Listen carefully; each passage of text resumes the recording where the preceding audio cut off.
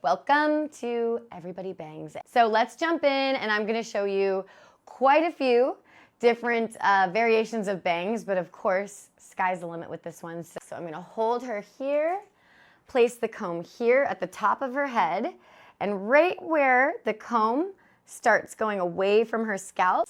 Now, when it comes to the side of the section, if you grab all of this hair and kind of lift it straight up, it parts off beautifully, front to the side. I'm gonna round out her section, making it not so flat and straight, but actually have a little bit of a curvature to incorporate more hair.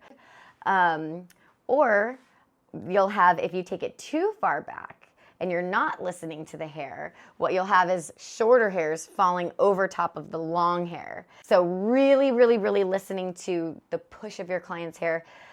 Some clients want like that really heavy fringe from the back coming forward, but if they don't style it that way every time, you are in some deep water. So just that communication with your client is super, super important, as well as listening to where the hair is naturally pushing, and then also the type of fringe you want to do. For her, I want this to really stand out. So yeah, you could over direct everything over to one side, cut it, and this is, to me, kind of the obvious and the very, very great learning tool for over direction and what that does for hair. If I parted everything over to this side,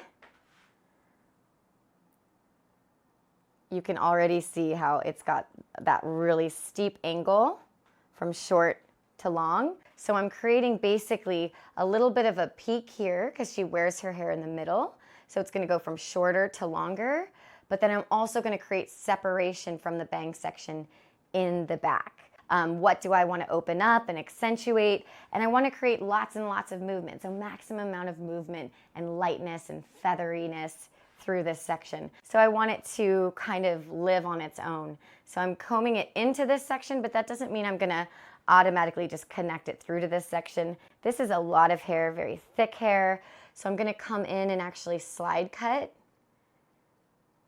to remove that weight first before I even establish those lengths. Looking at her curls, if it's a little bit too thick of one curl, you can kind of break it in two. Now, because this is a curtain bang, you can drop this forward.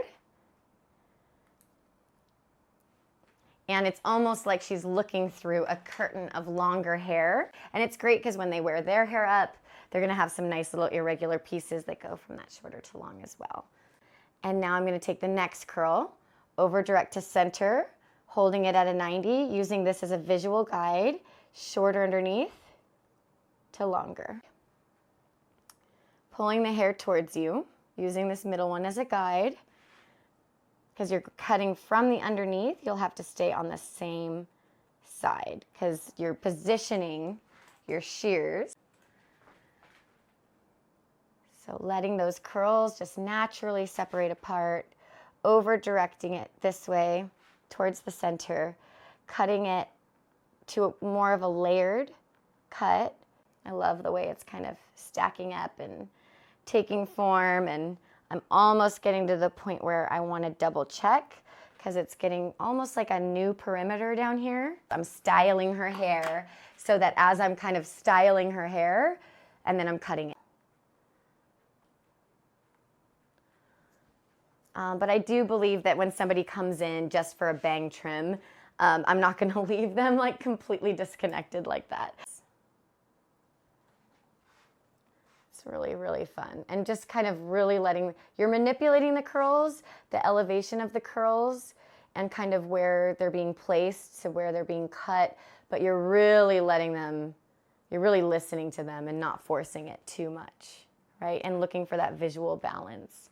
And then kind of dropping down the rest, all the rest of the hair. Pushing it all at where it naturally is going to kind of fall forward. Because essentially a rounded cut is bringing everything kind of forward, cutting it, rounded, and then letting it fall round back. And I feel like she looks like a brand new gal with so much more volume and body here, so much more lift. So Really fun. And I love the way that it frames her face, where it just really kind of adds that perfect frame around. The shaggy bang. Let's do this. So as you're moving your client's hair, it's going to tell you where to cut the shaggy bang. And not even that one looks bad, but there's always going to be one where you're like, oh yeah. So bringing this down to the high recession, putting my finger there, knowing where that is, seeing where the natural break of her hair is, and taking my section. So that's what we're going to start with, is a little bit of a bigger section. And I'm going to pull this section straight out at 90 degrees from her head shape. So I'm combing from one direction, back the next direction, pulling it out at a 90, holding my comb nice and far away so I have room to work.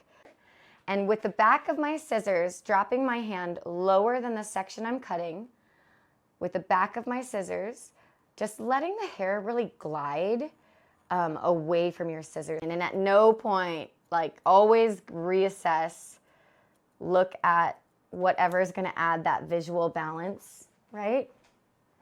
Just constantly kind of like reassessing and retweaking. Okay, so even if they just come in for a bang trim, I'll clip all of their hair up into like a little top knot.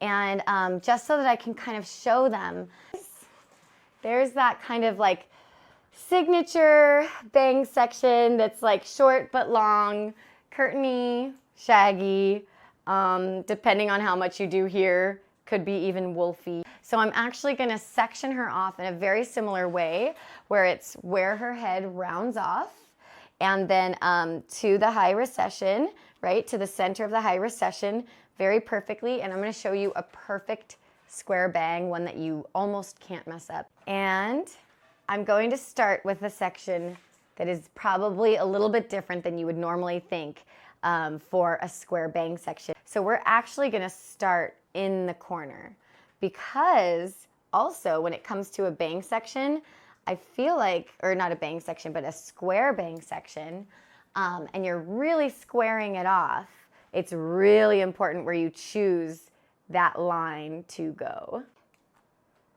So we have very clean area to work with, because we're doing precision cutting. So we're changing it up now. I'll turn her at a slight angle this way so that I can be square in front of my section, making sure I'm bringing everything down to 0 degrees. And even when you have one finger's depth, you're gonna get a little bit of graduation, just a little bit more to the square, just a little bit more to the square each time.